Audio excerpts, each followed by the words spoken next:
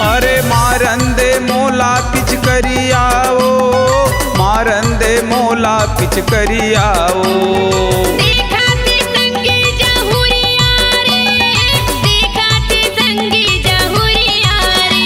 अरे मारंदे मोला पिच करियाओ, मारंदे मोला पिच करियाओ। अरे देखाते संगी जहुरिया रे, देखाते संगी जहुरिया रे। आगे होली के तिहार, आगे होली के तिहार, मारंदे मोला पिच करियाओ।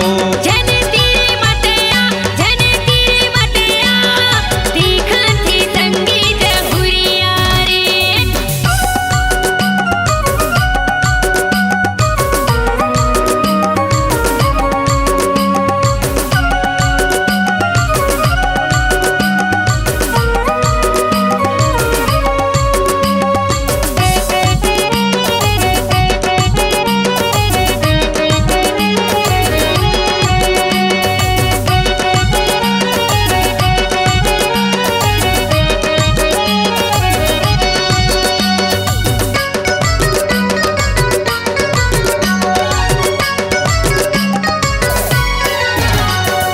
नानपन के संगी जहुरिया, झन कर ना इंकार, झन कर ना इंकार, मारंदे मोला पिच करिया।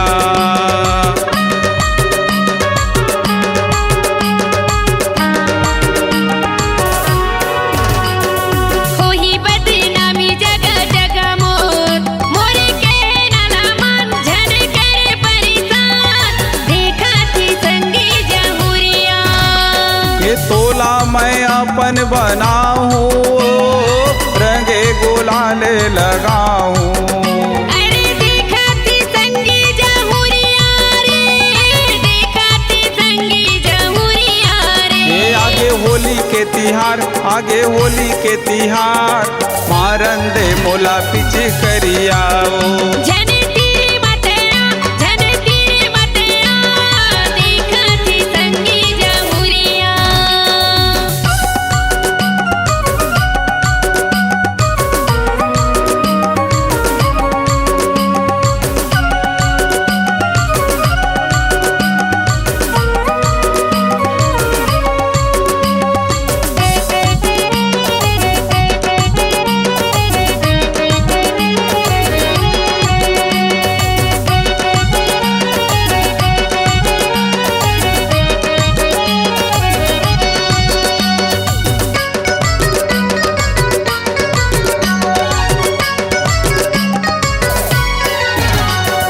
ले ले मजा झनीत रावो, मिले मौका है आज, मिले मौका है आज, मारंदे मोला पिच करिया।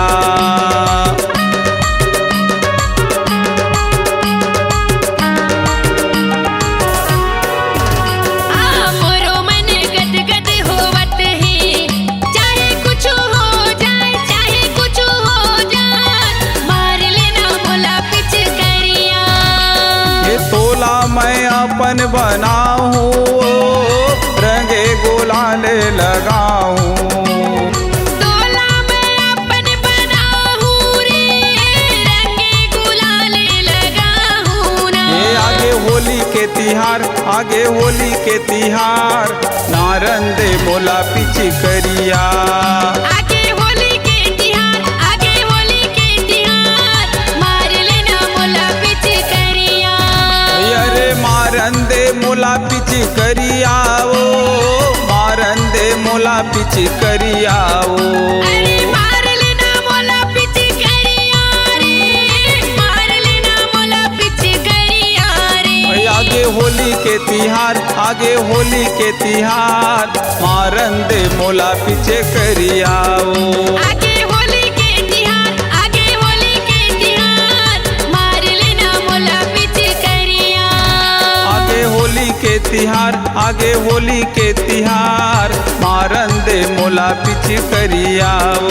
अरे मार लेना मोला पिच करिया रे। मारंदे मोला पिच करियाओ।